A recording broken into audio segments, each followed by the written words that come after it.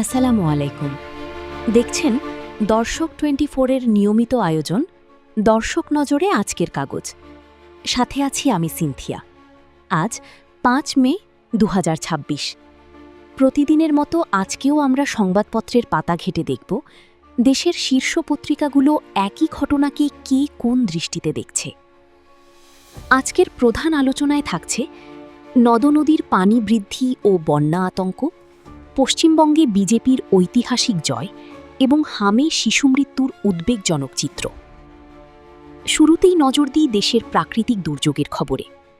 আজকের দৈনিক ইত্তেফাক জানাচ্ছে এক আশঙ্কাজনক বার্তা। তাদের প্রধান শিরোনাম, উত্তর পূর্বাঞ্চলের ৮ নদীর পানি বিপদসীমার ওপরে। উজান থেকে আসা পাহাড়ি ঢলে পরিস্থিতি এতটাই নাজুক যে আগামী ৩ দিনে নতুন এলাকা প্লাবিত হওয়ার আশঙ্কা করা হচ্ছে। জনস্বাস্থ্য নিয়ে আজ প্রতিটি কাগজেই রয়েছে উদ্বেগ। কালের কণ্ঠ ও ইত্তেফাক জানাচ্ছে দেশে হামির প্রকোপ ভয়ঙ্কর রূপ নিয়েছে। একদিকে বন্যার আতঙ্ক, অন্যদিকে শিশুদের নিয়ে শোকের খবর। আজকের খবর অনুযায়ী হাম ও এর উপসর্গে একদিনে সর্বোচ্চ ১৭ জন শিশুর মৃত্যু হয়েছে। মোট আক্রান্তের সংখ্যা ৩১১ ছাড়িয়েছে বলে জানাচ্ছে ইত্তেফাক।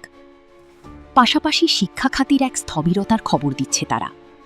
এসএসসির খাতা মূল্যায়ন করতে অনীহা প্রকাশ করেছেন ২৩৫ জন পরীক্ষক, যা ফলাফল প্রকাশে দেরি ঘটাতে পারে।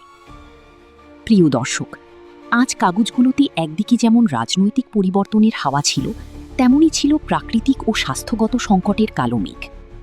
আজকের মতো দর্শক নজরে আজকের কাগজ এখানেই শেষ করছি।